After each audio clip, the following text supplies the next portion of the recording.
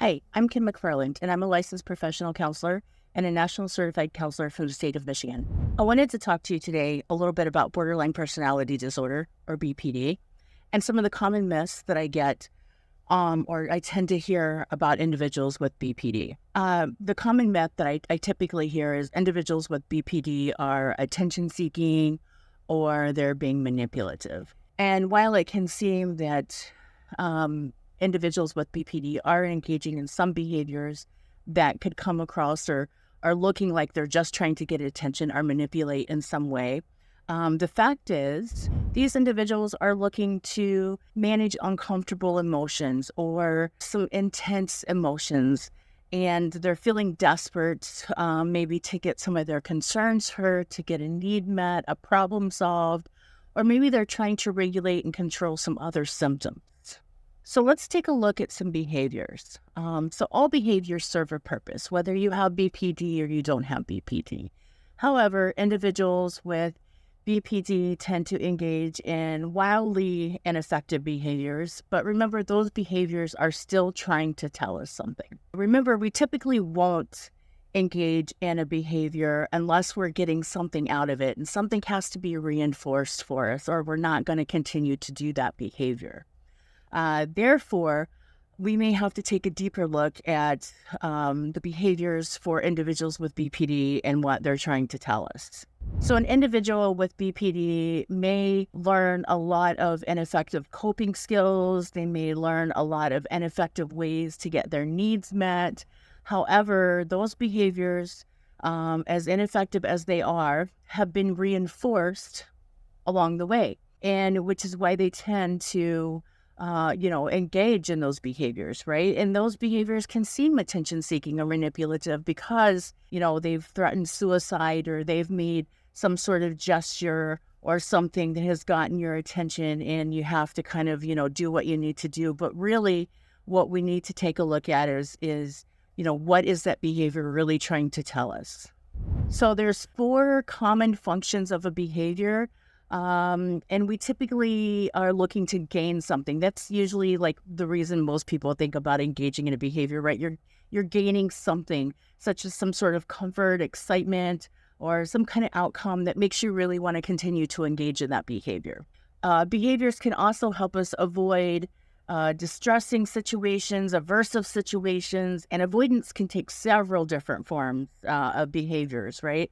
So it's not just folks with BPD, but a lot of people tend to also engage in a lot of avoidant behaviors as well. So also we engage in behaviors for social attention, which is why sometimes individuals with BPD can feel like that they are attention-seeking or that they are being manipulative, when in reality, they really may not know how to ask for help or how to get their needs met effectively. So we also engage in behaviors too for sensory experience. Think about individuals with BPD and self-harming behaviors, right? These self-harming behaviors serve a purpose, right? They provide a sensory experience. Maybe a sensory experience when that person is feeling numb, they're dissociating, or they want some physical pain to focus on rather than some emotional pain to focus on. So we're going to take a non-judgmental approach to behaviors. So when it comes to those with BPD, we're going to start looking at, is this behavior effective or is it ineffective in getting one's needs met? So even when we take a look at the purposes of a behavior, right, it can be multiple purposes a behavior can serve. It doesn't just have to be one particular outcome for a behavior. It can be a lot of different things for a behavior. So when we take that non-judgmental stance, we can say, is this effective for this individual to engage in it? And while we may feel this is extremely detrimental to our relationship or to the individual with BPD is seeing this as, well, this is how I've always got my needs met, and this is kind of the behavior I have to continue to engage in to get my needs met. Remember, that ineffective behavior still serves a purpose for those individuals with BPD, and the environment is most likely reinforcing that behavior. So how can we change some behaviors?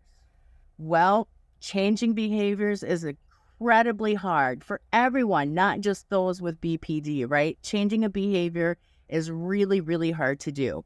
And for individuals with BPD, because they already have difficulty with expressing what they're thinking and what they're feeling, it's going to be a little bit harder for them because now they're having to kind of let go of some of those behaviors that have served a very real purpose for them and branch out into something that's much more scary, right? And remember, one of those function of a behavior is to avoid aversive situations, such as trying a new behavior. So when making a behavioral change, we have to have another behavior to practice or engage in. If we don't have anything else to replace the behavior we're trying to stop, we most likely are not going to make long-term behavioral changes.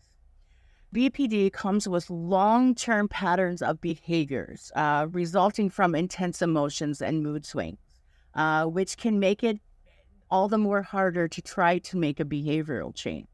Therefore, getting into treatment with someone trained to treat BPD is important. It's also important to put a support system in place so that you have people that can cheer you on even when you feel like giving up. Also, practicing new behaviors constantly will make it more likely for you to engage in that behavior the next time a crisis arises or the opportunity comes up for you to try out that new behavior. Working with your therapist to identify ineffective coping strategies and learning how to change ineffective behaviors for something that's more effective is going to take time, and it is very possible for you to do. So the next time you or your friend or loved one is engaging in what might seem like attention-seeking behavior or manipulation, ask yourself, what might this behavior trying to tell me?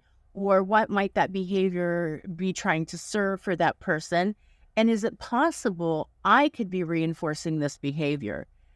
It's really important that if you or someone you know is struggling with BPD, don't wait to get involved and to ask for help. It's really important to get into treatment as soon as you can and to start working on those things to help you reach your life's goals and to help you feel better and to help you cope more successfully and to help you improve your quality of life.